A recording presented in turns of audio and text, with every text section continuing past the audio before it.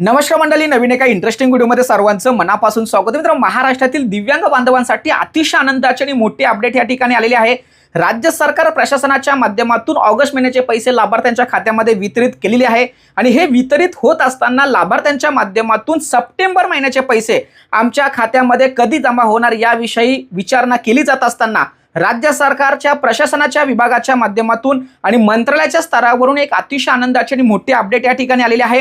September महिन्याचे पैसे तुमच्या खात्यामध्ये वाटप होण्यासंदर्भात जो महत्त्वाचा निधी मंजुरीचा किंवा निधी वितरित करण्याचा सूचनेचा जो शासन निर्णय या ठिकाणी संबंधित विभागाला लागतो, तो शासन निर्णय मंत्रालयाच्या स्तरावरून आज 24 ऑगस्ट 2026 रोजी या ठिकाणी वितरित करण्यात आलेला आहे। हा शासन निर्णय तुम्हाला स्क्रीनवरती दिसत असेल। या शासन निर्णयामध्ये जे दिव्यांग बांधव आहेत किंवा संजय गांधी दिव्यांग बांधव आहेत किंवा जे काही वृद्ध दिव्यांग बांधव आहेत, या सर्व लाभार्थ्यांना सप्टेंबर महिन्याचे पैसे वितरित करण्यासंदर्भात महत्त्वाच्या सूचना संबंधित दिव्यांग सक्षमीकरण विभागाला या ठिकाणी देण्यात आलेल्या आहे।